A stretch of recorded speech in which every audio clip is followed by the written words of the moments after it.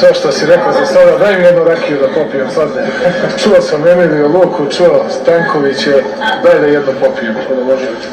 Ma neću vodu, daj mi rakiju jednu. Šljivo najobičniju. Šta god da imate. Pomaže Bog i dobar dan, dragi gledalci, narodi Srbije, svi Srbima gde bili u svetu, svi ljudi dobre volje. Moje ime je Dejan Petac Zlatanović, a s nama je profesor dr. Mila Lečković. Pomaže Bog, Mila. Bog ti pomogao i svima nama. Gospođo Alečković, kako komentarišete jednu zanimljivu stvar? A to je da predsjednik Srbije Aleksandar Vučić ne jedanput nego više puta posljednjih par dana se pojavljaju u javnosti pijan, još to i ne krije, to kao da se hvali time. Imate i onu scenu kad on bukvalno pred kamerama kaže: kakva vode, dajte mi rakiju da pijem. Da, dobro ste počeli sa ovom rečenicom i ne krije, to je u stvari suština. Znate kako, ja ću samo ponoviti ono što je moja deontološka obaveza. Znači ja kad govorim o patologiji ljudi koje nisam lično gledala oči u oči ispred sa metra udaljenosti, a ovde hvala Bogu nije taj slučaj, govorim sa stanovišta naše moralne obaveze kao struke, budući da je čovek na čelu nesrećne zemlje, države i da pokazuje ponašanje svakoga dana, ponašanje objektivna kategorija, znači na osnovu vidljivog, objektivnog, to je behavior, to je ponašanje. I onda imamo egzaktne dokaze da je reč o nezdravoj osobi, a naša je obaveza, bez obzira što se možda neke kolege libe toga iz svojih razloga, naša je obaveza da ukažemo narodu ako takva ličnost nije zdrava. I ja to samo činim. Znači, dijagnoza koju sam ja njemu postavila za istoriju jeste samo naša obaveza.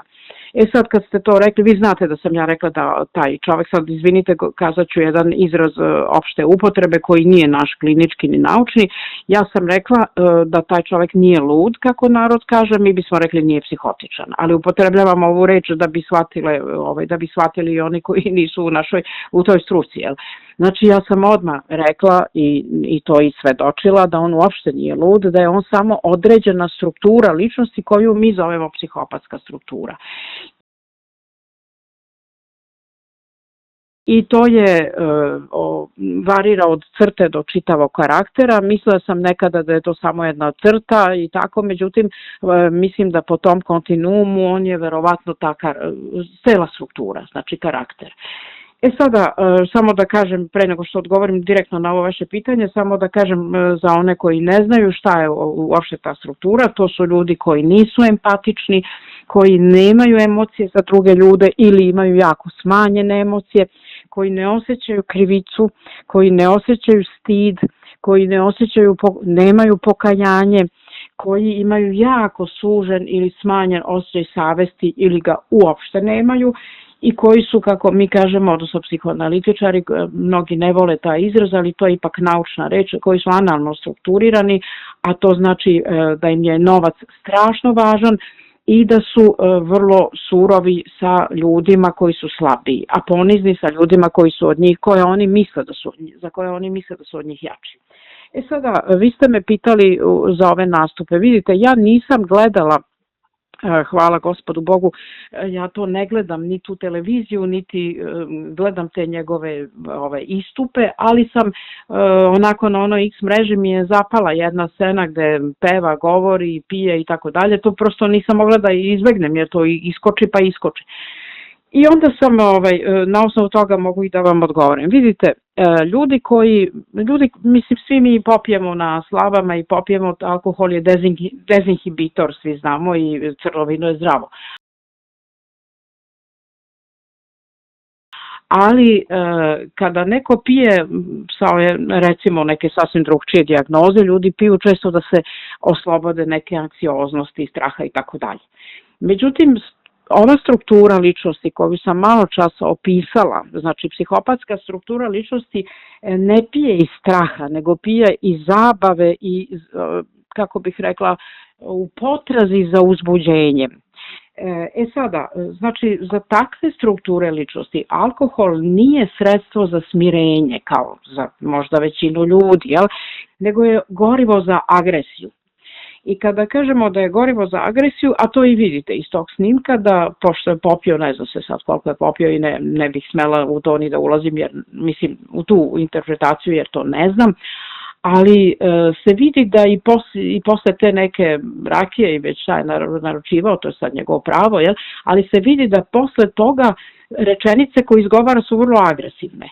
Znači, to nije delovalo dezinhibirajuće kao što deluje na neke ljude, pa onda kad popijete malo vama dođe da ovog sagovornika pored vas poljubite, pa nekad neka suzica izađe iz očiju, pa nekad ljudi počnu neke uspomene da pričaju.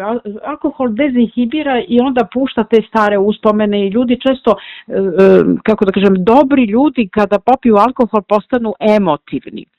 A ovi koji imaju psihopatsku strukturu ličnosti, kada popiju tu neku količinu alkohola, postaju još agresivniji. To je jako bitno, ta razlika je bitna. I sada, vi ste to videli, odnosno to sam nažalost morala i ja da čujem na tom snimku, da on odmah preti, posle u tom stanju, jer on nastavlja da preti i tu izgovara neku rečenicu, pravo da kažem, ne znam ni na šta se to odnosi, jer dalje nisam slušala i to je kratak snimak, ali znam da je počeo nešto, oni ne mogu, ja mogu, a oni ne mogu, nešto tako pričao, ali vidite iz te rečenice, ja znam, a oni ne znaju, ja mogu, a oni ne mogu, znači on odmah posle toga napada. Kod njega, kod takve strukture, bolje da tako kažemo, alkohol dezinhibira agresiju, to je gorivo za daljim vređanjem, ponižavanjem, u ovom slučaju ne ponižava svoju porodicu, nego narod nad kojim je na nesreću. Sada, iz tog se može zaključiti da je to dosta, ono što sam malo čas rekla, analna struktura podrazumeva da je to sadistička struktura ličnosti i da uživa u tom ponižavanju ljudi. Sad u čemu se sastoji ponižavanje ljudi? Pa sastoji se u tome što, znate kako, niko takvom čoveku ne zabranjuje da se zabavlja privatno. Svaki čovek ima pravo i da peva i da se zabavlja i to je dobro, jer to je opuštanje, negde se ipak, što se kaže, malo opustimo iz ovog svakodnevnog stresa. Međutim, kad je to privatna zabava, znači vaša lična sa vašim prijateljima i tako.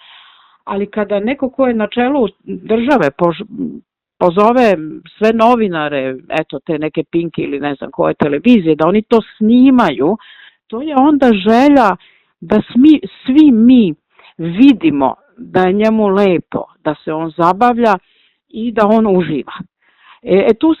Tu se taj sadizam tiranski, moram nažalost da kažem tu reč tiranski, ajde da kažem da ublažimo autokratski, tu se ta želja za humiljacijom, znači za ponižavanjem nas, svih naroda koji nemamo pojma šta će bude sa Srbijom, ona se raspada, čuli ste profesora Komazeca, mislim pred bankrotstvom svo, niko ne zna šta će biti, vrućine smaraju ljude, mislim ljudi su zabrinuti za sudbinu i svoju i uopšte cele ove čitavog naroda i u toj situaciji kad je osnovno da zrela ličnost bude makar decentna, da se ponaše pristojno, on pokazuje kako je njemu lepo, kako on uživa. Znate, nije baš kao Neron da zapali nešto pa da peva i igra, ali vidite želju da pokaže da on uopšte ne trpi i da je njemu sve fino.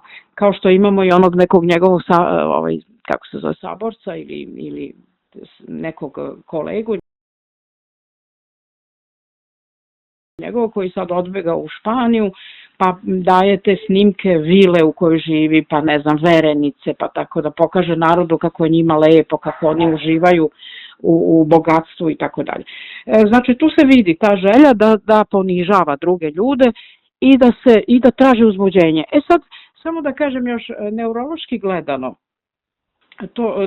takve strukture ličnosti imaju hiperaktivan, ono što mi zovemo striatum, to je u našoj nauci, to se poznato kao centar za nagradu u mozgu. Znate, postoji jedan deo koji mi tako zovemo i koji je preosetljiv na dopamin, to je jedan neurotransmiter. I to, takve strukture ličnosti, mislim ta situacija, znači taj pojačani dopamin, njih stalno kako bih rekla, njih stalno stimuliše da oni jure zadovoljstvo. Novac, seks, moć, stalno žele zabavu, ali vidite, imate čak u nauci, sad neću da gnjavim ljude time, imate čak i jednu hipotezu koja se zove fear enjoyment hipoteza, govorim te reči jer je iz tog dela sveta došla hipoteza naučna, koja pokazuje da takve strukture ličnosti čak i stres interpretiraju kao zabavu i kao pozitivno uzbuđenje. Znate, čak i neke momente stresa kad im recimo jača lupa srce ili se oznoje i tako dalje, oni čak i to, njihov mozak čak i to prevodi na zabavu, na uzbuđenje, oni su na ekscitaciju, njima je bitno da su oni uzbuđeni i uživaju u tome, znači sve se prevodi na uživanje. Nema onog normalnog odnosa prema stresu, nego jednostavno sve je zabava i sve je uživanje. A sad, da ne idemo u te neurološke momente, nije to sad niti... Mislim da ste odlično objasnili sve. Eto, suština je ovo. Ja sam samo htjela da kažem da ovo što on čini, javno pozivajući novinare, jer mislim oni ne mogu da kroče tamo, a da ih on nije pozvao. Javno ih pozivajući da oni to slikaju, prenose, stavljaju na mreže, to je očigledna želja da svi mi vidimo kako je njemu lepo i kako on uživa i svi ti njegovi, jel? Dok je nama, mislim, dok nas on naravno, ajde, oprostite sad na izrazu, zavitlava oko datuma, ne znam, da će biti, neće biti izbora, to je ono zavitlavanje, znate, kao dam, ne, pa to je ono što sam ja rekla, analna struktura je uvek dam, ne dam, hoću, neću. Jesam, nisam, puštam, ne puštam, sećate se za vreme COVID-a, zatvaram, otvaram, to rade oni. Sad ovde je ta igra, isto igra moći i kažem sadističkog iživljavanja nas čitavom narodu, eto, meni je lepo da vidimo kad će izbori, bit će sad, neće, neće, ali ja uživam, pevam, sviram. I naravno, posle te doze alkohola, umesto da kaže pa jadan moj narod, nego onda još posljednja rečenica je opet pretnja. Opet pretnja svima, moram sam da oteram supruga, tu mi nešto dobacuje u vezi kuce. Znači opet, kako da kažem, opet je to neko da pokaže tu omnipotenciju, tu nadmoć, jel? To se vidite iz onog agresivnog govori posle toga, nije ni malo, ajde da mu je neka suza izašla iz oka posle alkohola, onda biste shvatili da je to neka osetljiva ličnost koju alkohol dezinhibira u tom pravcu. Ali kada alkohol samo pušta gorivo za agresivnost, onda vam je jasno do kakva je strukturi reč. I još bi samo na kraju da završim, da kažem to da zašto ja ovo govorim, evo i vama, vi ste novinar koji svaka vama čast što sve ispratite, zato što ja sam i mojim kolegama rekla, molim vas radite kao profilaksa, objašnjavajte narodu kad neko nije zdrav, a popeo se na neku stepenicu, sad govorim generalno, zato što nije cilj u tome da mi čekamo da neki autokrata premine pa da onda pišu knjige o njemu da nije bio normalan, kao što imate o Adolfu, Hitleru ili ne znam tamo o nekom drugom tiraninu na istoku ili svuda. Čeka se da ode sa ovog sveta pa onda razni naučnici pišu o patologiji. Pa zar nije bolje da ranije to kažemo? Dok su još živi, da eventualno spasemo naciju, narod, populaciju, da se ljudi otrezne, da prestanu da se boje, da vide neke stvari, nego da svi čekamo da samo istorija beleži patologiju. Ja sam protiv toga da samo istorija beleži patologiju, ja sam za preventivu, za to da se radi unapred, da se čim naše kolege vide da nešto nije normalno, da to odmah obznane naciji, a inače svaki čovek ima pravo na svoju ličnu patologiju, ali i ljudi koji su na takvim položajima nemaju pravo. Gospođo Alečković, hvala vam što ste dali izjavu za naš... Hvala vama na pozivu.